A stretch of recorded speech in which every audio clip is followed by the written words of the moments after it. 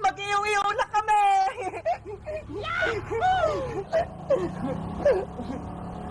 Mag-ingat kayo sa apoy, ha? Mainit yan! Baka mapasok kayo! Ayan na! Luto na itong marshmallow ko! Pwede na itong kainin! Aral! Ang init! Katakawan mo kasi, princess! Ayan, tuloy na pasok ka! Gabi na! Gutom na ako! Gusto ko nang kumain! Iska! Princess! Diba? Sabi nyo, mag-bonfire tayo dito sa baybayan natin! Kaya nga eh, kaso wala pa nga tayong apoy, bebang. Eh di makuha tayo ng panggatang para makagawa tayo ng apoy. Oo nga no, kailangan natin ng maraming kahoy. Kapag may bonfire na tayo, mag-ihaw na tayo ng mga marshmallow. Talaga, bebang? Mag-ihaw tayo ng marshmallow? Yay! Makakain na ako! Princess, Iska, kayo nagagawa ng bonfire, ha? Tapos, ako naman, kuha ko ng marshmallow sa bahay. Okay, kami nang bala rito, bebang. Princess, lumabas ka na dyan. Maghanap na tayo ng mga Iska. Doon tayo. Sige, doon tayo. Mag-ingat kayo sa pagkuha ng panggatang. Tara na, Big Bird. Kunin na natin yung marshmallow sa bahay. Nay! Kuha mo ako ng marshmallow, ha? Mag-bonfire mo kasi kami ni Iska sa kaning princess, eh.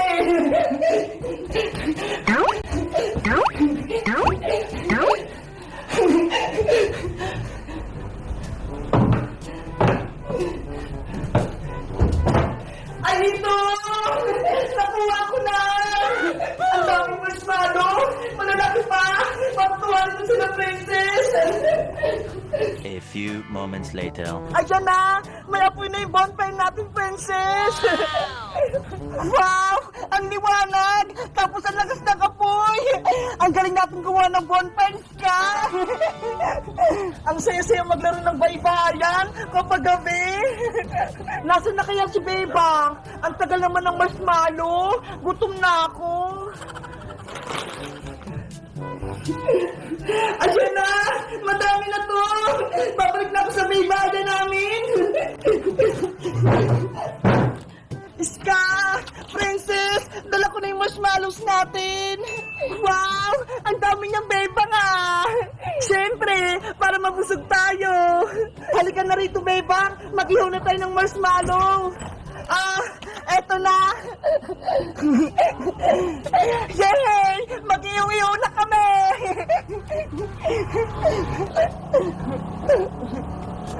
Mag-ingat kayo sa apoy, ha? Mainit yan! Baka mapasok kayo!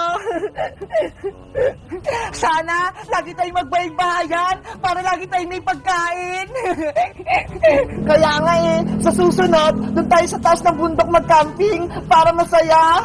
Tapos, magdala tayo ng maraming pagkain, doon tayo mag-picnic, panigurado masaya yun! Ayan na!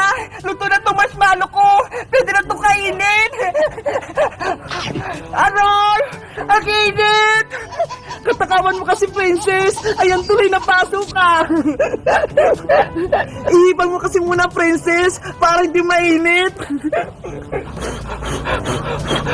Pwede na to! Ang sarap! Sunog na rin yun sa akin! Pwede na to!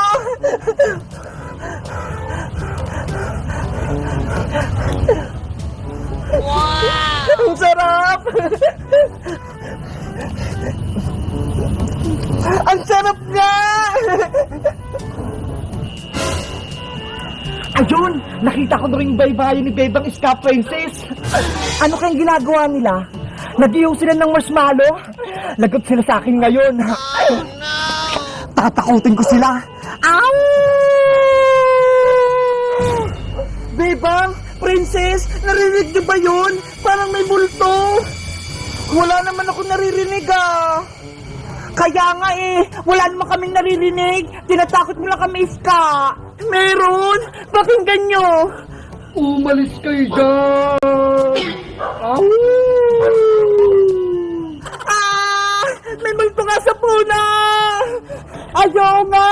Tumakbo tayo. Pumasok tayo sa loob natin. Bilis! Magtago tayo!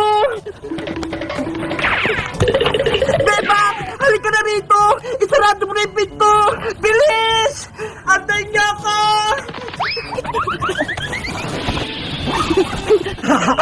Natakot yung tatlo! Nagtago sila sa tent nila! Ayun! Naiwan na lang yung marshmallow! Ako naman yung mag-iiyaw! Bebang! Silipin mo nga! Kung nasa labas pa yung multo! Gusto ko pang mag-iyaw eh! Ayoko no! Natatakot ako! Ikaw na lang kaya, princess! Natatakot ako! Matulog na lang tayo! Bukas na lang tayo lalabas kapag maliwanag na!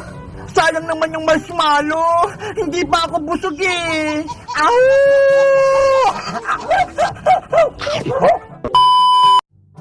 Hello guys! Magandang araw! Nagbaybayan kami ni Bebang pati ni Princess ngayong gabi. Tapos, nag-bonfire pa kami.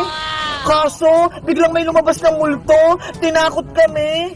Alam nyo ba kung sino yung multo na yon? Mag-comment lang kayo para sa part 5. Bye-bye!